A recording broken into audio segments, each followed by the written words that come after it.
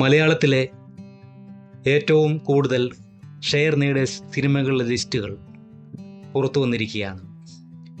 എല്ലാ box office റെക്കോർഡുകളും മലയാള cinema തകർത്ത് മുന്നേറുന്ന കാഴ്ചയാണ് ഇപ്പോഴുണ്ടാകുന്നത്.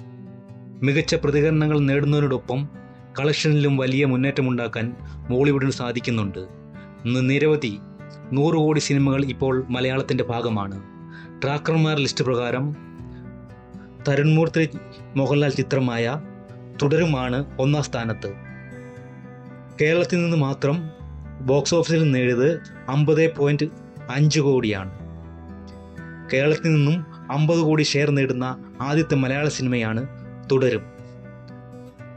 മലയാള സിനിമയിലെ സകല റെക്കോർഡും തകർത്താണ് തുടരും തിയേറ്റർ വിട്ടത്. മോഹൻലാൽ ചിത്രമായ പൃഥ്വിരാജ് സംവിധാനം ചെയ്ത എമ്പുരാനാണ് ലിസ്റ്റിൽ 2ാമത്.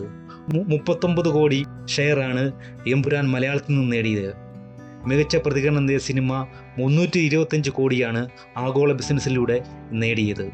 മലയാള സിനിമയുടെ ആദ്യ 300 കോടി നേട്ടം കൂടിയാണ് എമ്പുരാൻ നേടിയത്.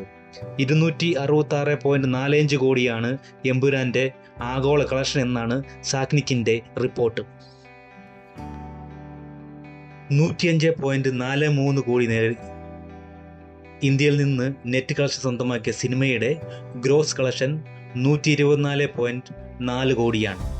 ജൂഡ് ആന്റണി ജോസഫ് ഒരുക്കിയ 2018 ലിസ്റ്റിൽ 3ാം സ്ഥാനത്ത്. 36 കോടി ഷെയർ നേടിയ സിനിമയുടെ ആഗോള ബോക്സ് ഓഫീസിൽ നിന്നും 200 കോടിക്കും മുകളിൽ നേടിയിരുന്നു. മോഹൻലാലിൻ്റെ തന്നെ പുലിമുരുകനാണ് 4ാമത്. വൈശാഖ് സംവിധാനം ചെയ്ത സിനിമ 34 കോടി ഷെയറാണ് കേരളത്തിൽ നിന്ന് നേടിയത്.